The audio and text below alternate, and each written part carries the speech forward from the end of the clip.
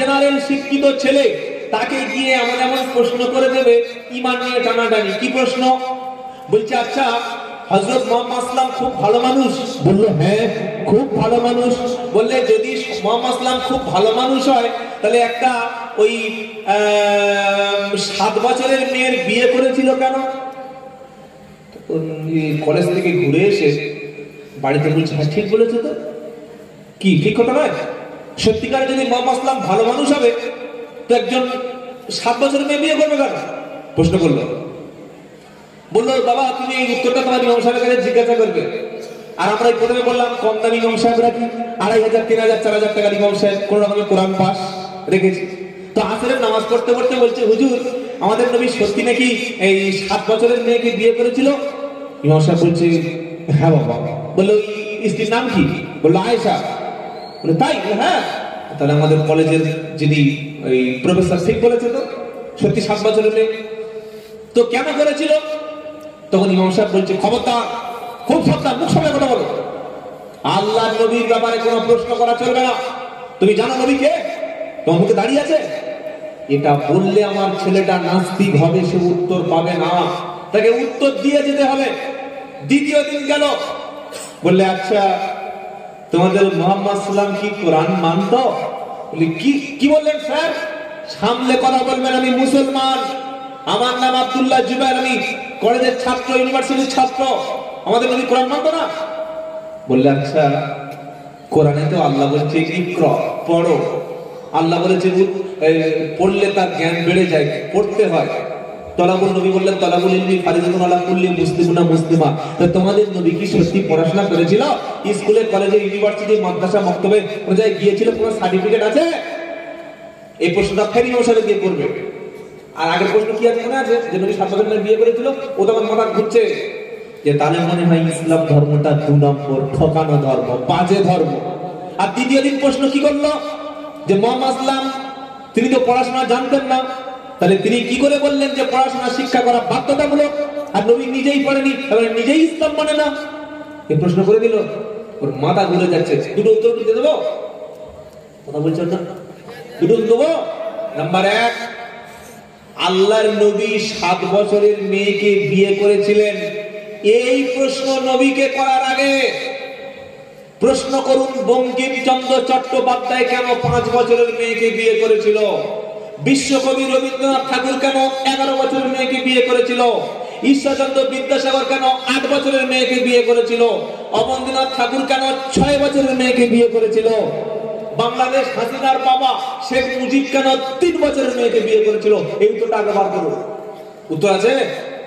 বললেন তাহলে উত্তর নাই। শুনুন, আরবের যুগে, সেই যুগে বাল্য বিবাহ, কম বয়সে বিবাহ করা অপরাধ ছিল না। আমাদের ভারতবর্ষে 1690 থেকে 1690 খ্রিস্টাব্দে 1890 খ্রিস্টাব্দে আমাদের ভারতবর্ষের জমিনে 10 বছরের মেয়েকে বিয়ে করা বৈধ ছিল, অবৈধ ছিল না। এটা ভারতের আইন ছিল। তারপরে 30 বছর পরে 10 থেকে বেড়ে 12 হলো, 12 থেকে বেড়ে আবার 30 বছর পরে 14 হলো, শেষে 1978 সম্ভবত 18 বছর হলো মেয়েদের, আর বেটা ছেলেদের হলো 21। তার মানে 1860 খ্রিস্টাব্দে আমাদের ভারতবর্ষের আইন অনুযায়ী আপনি আপনার 10 বছরের মেয়েকে বিয়ে দিতে পারতেন, এটা অপরাধ ছিল না। মাত্র 250 বছরের মধ্যে যদি 10 বছরের মেয়ের বিয়ে দেওয়াটা আমাদের দেশীয় আইনে বৈধ হয়, 1400 বছর আগে আরবের সমাজে বাল্য বিবাহ ছিল।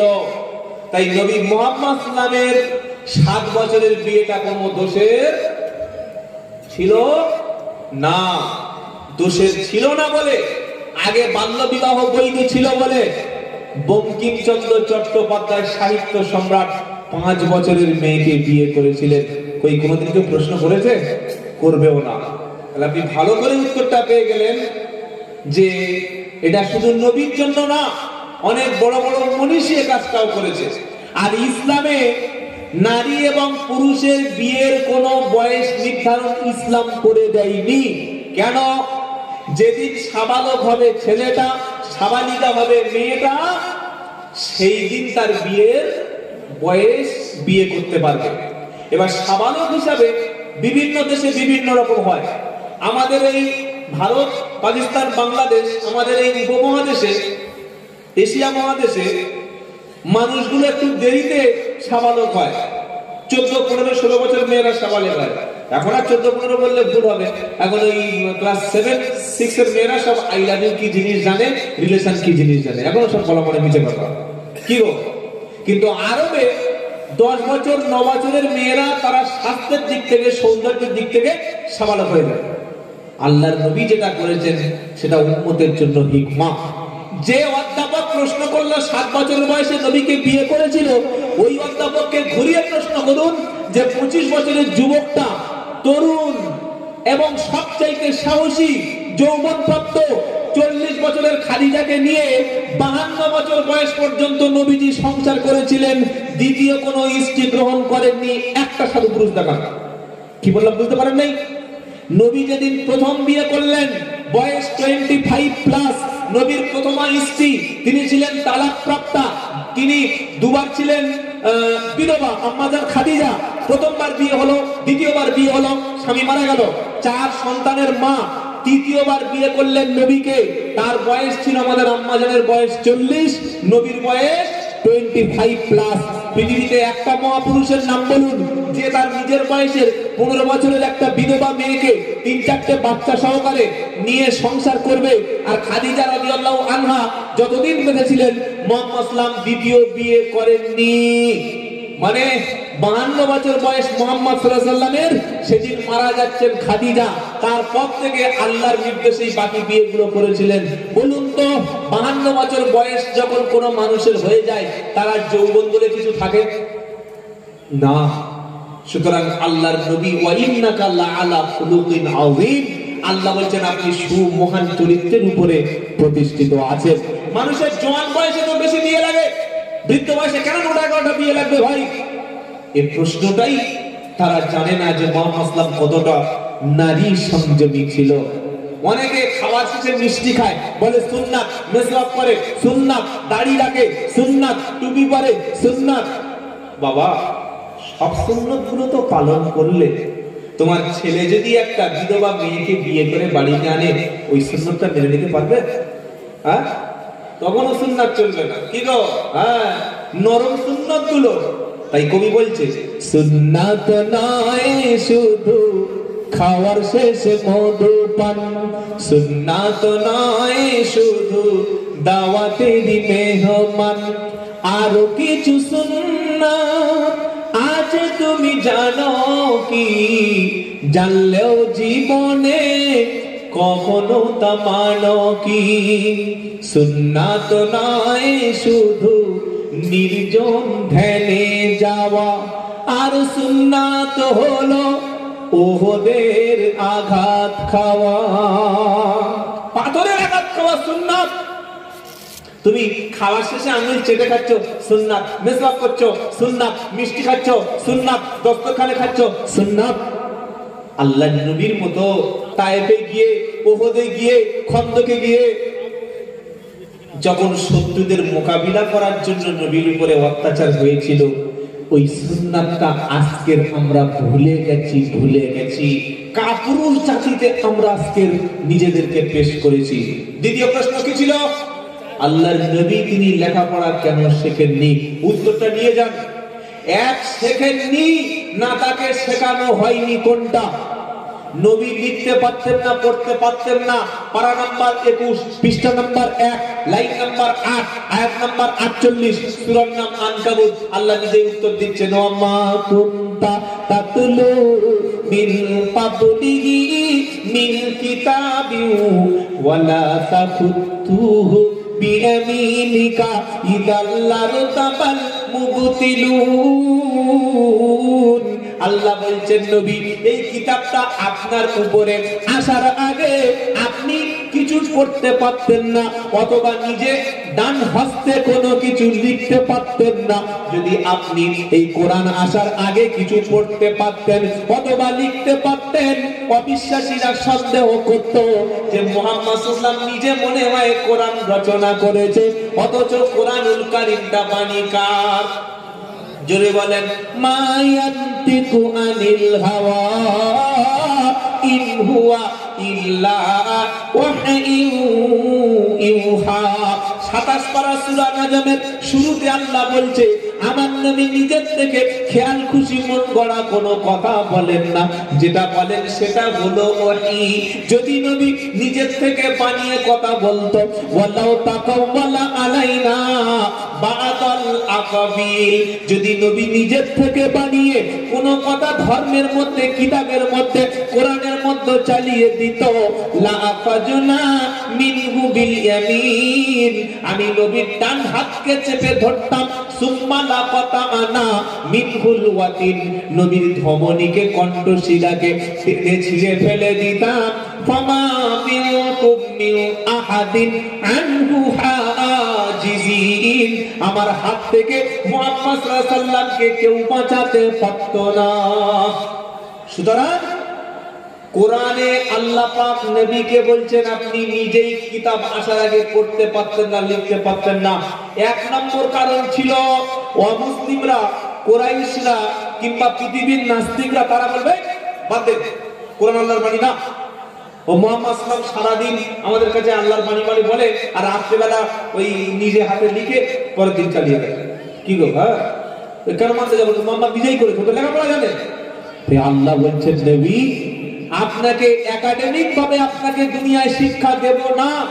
কেউ প্রশ্ন কিয়ামত পর্যন্ত করতে পারবে না যে কোরআন আল্লাহর বাণী নয়। যখন বলবে মুহাম্মদ লিখেছে, তখন সকলে বলবে কোরআনে আছে, আর সবাই জানে। আরবের সব মানুষ দেখেছে যে মুহাম্মদ সাল্লাল্লাহু আলাইহি ওয়াসাল্লাম স্কুল, কলেজ, ইউনিভার্সিটি, মাদ্রাসা, মক্তব, মিশন কোনো জায়গায় যায়নি, ছিলই না, যায়নি, পড়েনি। সুতরাং যখন নবী নিজের জবান থেকে কথা বলছেন, কথাটা কালামুল্লাহ, আল্লাহর, বলুন সুবহানাল্লাহ। নাম্বার 2, আল্লাহর নবীকে আল্লাহ দুনিয়ায় লেখাপড়া শেখানোর সুযোগ দেননি। যখন হলেন, তিনি জন্ম নিলেন, তখন তিনি ইতিম। জন্মের পরে যখন বাবা দেখলেন মারা গেছে, জন্মের পরেই বাবা ছিল না, আর 5 বছর বয়সে মা মারা গেছে, তখন হালিমার বাড়িতে। যখন আবার ফিরে আসলেন, চাচার কাছে মানুষ হলো, চাচা দাদুর কাছে মানুষ হলো, দাদু মারা গেল, আব্দুল মুত্তালিব তখন চাচার কাছে মানুষ হচ্ছে, তখন চাচাই তো ওই ছাগল দুম্বার রাখাল, এই ছাড়া তো উপায় নাই, লেখাপড়া শেখানোর সুযোগ নাই। নাম্বার 3, পৃথিবীর কোন মানুষ পড়ানোর মতো মগজ নবীজির নাই। কেন? যিনি পড়াবেন তার জ্ঞান সীমিত, তার জ্ঞান লিমিটেশন রয়েছে। আর আল্লাহ বলছেন আমি আল্লাহ, আমি বিশ্ব নবীর শিক্ষক, স্বয়ং আমি আল্লাহ নিজেই হয়ে গেলাম। সুবহানাল্লাহ বিহামদি, সুবহানাল্লাহিল আযীম। যদি কেউ নবীকে শিক্ষা দিতেন, পরবর্তীকালে তিনি বলতেন যে আরে মুহাম্মদ সাল্লাল্লাহু আলাইহি ওয়াসাল্লাম যত বড় জ্ঞানী হন না কেন, তিনি আমার ছাত্র, আমি তার ওস্তাদ। আল্লাহ বলছেন এই কথাটা কিয়ামত পর্যন্ত কাউকে বলতে দেব না। আমি আল্লাহ, আমার পরেই মর্যাদা মর্তবা সেটা মুহাম্মদ সাল্লাল্লাহু আলাইহি ওয়াসাল্লামের আর কেউ নয়। নবীর শিক্ষক স্বয়ং আমি আল্লাহ বনে গেলাম। বলি সুবহানাল্লাহ বিহামদিহি, সুবহানাল্লাহিল আযীম। এই হচ্ছে বিশ্ব নবী। সেজন্য ভাইরা 5টি বিষয় কিয়ামতের দিন প্রশ্ন হবে, মনে থাকবে ইনশাআল্লাহ। যাই হোক, হযরত আসছেন, আমাদের চির আকাঙ্ক্ষিত উস্তাদুল আসাতিজা জনাব হযরত মাওলানা শওকত আলী সাহেব মাজাহিরি দামাত বরকতুল মুলালিয়া, অত্যন্ত প্রবীণ মানুষ। আমি নবীর ডান হাতকে চেপে ধরতাম, সুম্মা লা কাতানা মিনহুল ওয়াতিন, নবীর ধমনীকে, কণ্ঠশিলাকে টেনে ছিঁড়ে ফেলে দিতাম। ফামা মিনকুম মিন আহাদিন আনহু হাজিজিন, আমার হাত থেকে মুহাম্মদ সাল্লাল্লাহু আলাইহি ওয়াসাল্লামকে কেউ বাঁচাতে পারত না। সুতরাং কোরআনে আল্লাহ পাক নবীকে বলছেন আপনি নিজেই কিতাব আসার আগে পড়তে পারতেন না, লিখতে পারতেন না। 1 নম্বর কারণ ছিল অমুসলিমরা, কুরাইশরা কিংবা পৃথিবীর নাস্তিকরা, তারা বলবে বাদ দে, কোরআন আল্লাহর বাণী না। ও মুহাম্মদ সাল্লাল্লাহু আলাইহি ওয়াসাল্লাম সারাদিন আমাদের কাছে আল্লাহর বাণী বাণী বলে আর রাত্রিবেলা ওই নিজে হাতে লিখে পরের দিন চালিয়ে দেয়। কি গো হ্যাঁ কেন মানতে যাবো? মুহাম্মদ নিজেই করে তো লেখাপড়া জানে। আল্লাহ বলছেন নবী আপনাকে একাডেমিক ভাবে আপনাকে দুনিয়ায় শিক্ষা দেব না। কেউ প্রশ্ন কিয়ামত পর্যন্ত করতে পারবে না যে কোরআন আল্লাহর বাণী নয়। যখন বলবে মুহাম্মদ লিখেছে তখন সবাই বলবে কোরআনে আছে, আর সবাই জানে, আরবের সব মানুষ দেখেছে যে মুহাম্মদ সাল্লাল্লাহু আলাইহি ওয়াসাল্লাম স্কুল, কলেজ, ইউনিভার্সিটি, মাদ্রাসা, মক্তব, মিশন কোনো জায়গায় যায়নি, ছিলই না, যায়নি, পড়েনি। সুতরাং যখন নবী নিজের জবান থেকে কথা বলছেন কথাটা কালামুল্লাহ, আল্লাহর, বলুন সুবহানাল্লাহ। নাম্বার 2, আল্লাহর নবীকে আল্লাহ দুনিয়ায় লেখাপড়া শেখানোর সুযোগ দেননি। যখন হলেন তিনি জন্ম নিলেন তখন তিনি ইতিম। জন্মের পরে যখন বাবা দেখলেন মারা গেছে, জন্মের পরেই বাবা ছিল না, আর 5 বছর বয়সে মা মারা গেছে তখন হালিমার বাড়িতে। যখন আবার ফিরে আসলেন চাচার কাছে মানুষ হলো, চাচা দাদুর কাছে মানুষ হলো, দাদু মারা গেল আব্দুল মুত্তালিব, তখন চাচার কাছে মানুষ হচ্ছে, তখন চাচাই তো ওই ছাগল দুম্বার রাখাল, এই ছাড়া তো উপায় নাই, লেখাপড়া শেখানোর সুযোগ নাই। নাম্বার 3, পৃথিবীর কোন মানুষ পড়ানোর মতো মগজ নবীজির নাই। কেন? যিনি পড়াবেন তার জ্ঞান সীমিত, তার জ্ঞান লিমিটেশন রয়েছে। আর আল্লাহ বলছেন আমি আল্লাহ, আমি বিশ্ব নবীর শিক্ষক, স্বয়ং আমি আল্লাহ নিজেই হয়ে গেলাম। সুবহানাল্লাহ বিহামদি সুবহানাল্লাহিল আযীম। যদি কেউ নবীকে শিক্ষা দিতেন পরবর্তীকালে তিনি বলতেন যে আরে মুহাম্মদ সাল্লাল্লাহু আলাইহি ওয়াসাল্লাম যত বড় জ্ঞানী হন না কেন তিনি আমার ছাত্র, আমি তার ওস্তাদ। আল্লাহ বলছেন এই কথাটা কিয়ামত পর্যন্ত কাউকে বলতে দেব না। আমি আল্লাহ, আমার পরেই মর্যাদা মর্তবা সেটা মুহাম্মদ সাল্লাল্লাহু আলাইহি ওয়াসাল্লামের আর কেউ নয়। নবীর শিক্ষক স্বয়ং আমি আল্লাহ বনে গেলাম। বলি সুবহানাল্লাহ বিহামদিহি সুবহানাল্লাহিল আযীম। এই হচ্ছে বিশ্ব নবী। সেজন্য ভাইরা 5টি বিষয় কিয়ামতের দিন প্রশ্ন হবে, মনে থাকবে ইনশাআল্লাহ।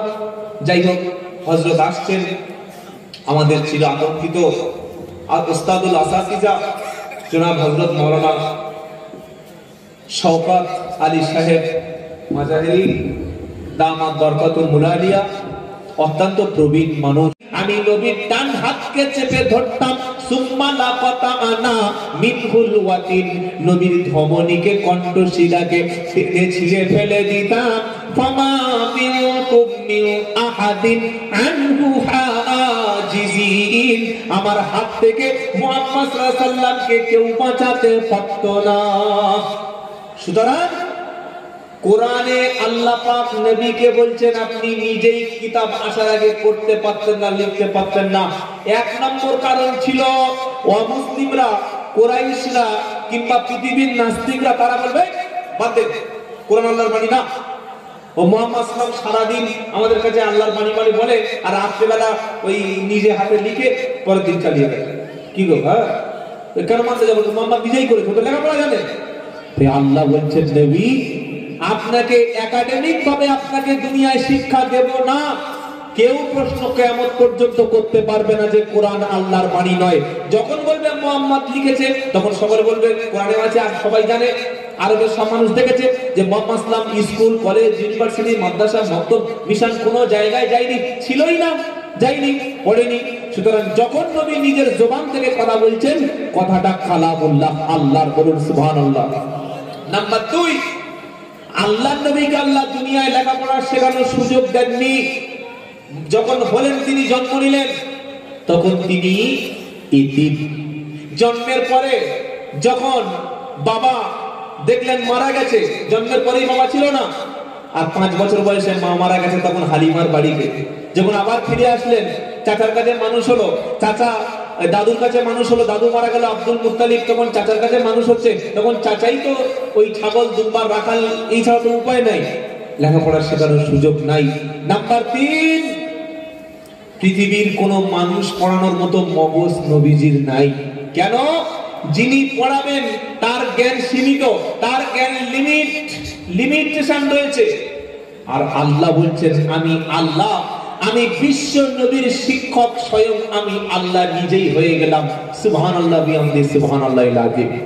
যদি কেউ নবীকে শিক্ষা দিতেন পরবর্তীকালে তিনি বলতেন যে আরে মোহাম্মদ সাল্লাম যত বড় জ্ঞানী হন না কেন তিনি আমার ছাত্র, আমি তার ওস্তাদ। আল্লাহ বলছেন এই কথাটা কিয়ামত পর্যন্ত কাউকে বলতে দেব না। আমি আল্লাহ আমার পরেই মর্যাদা মর্তবা, সেটা মোহাম্মদ সাল্লামের আর কেউ নয়, নবীর শিক্ষক স্বয়ং আমি আল্লাহ বনে গেলাম। বলি সুবহানাল্লাহি বিহামদিহি সুবহানাল্লাহিল আযীম। এই হচ্ছে বিশ্ব নবী। সেজন্য ভাইরা পাঁচটি বিষয় কিয়ামতের দিন প্রশ্ন হবে, মনে থাকবে ইনশাআল্লাহ। যাই হোক, হযরত আসছেন, আমাদের চির আকাঙ্ক্ষিত উস্তাদুল আসাতিজা জনাব হযরত মাওলানা শওকত আলী সাহেব মাজাহিরি দামাত বরকতুল মুলালিয়া, অত্যন্ত প্রবীণ মানুষ।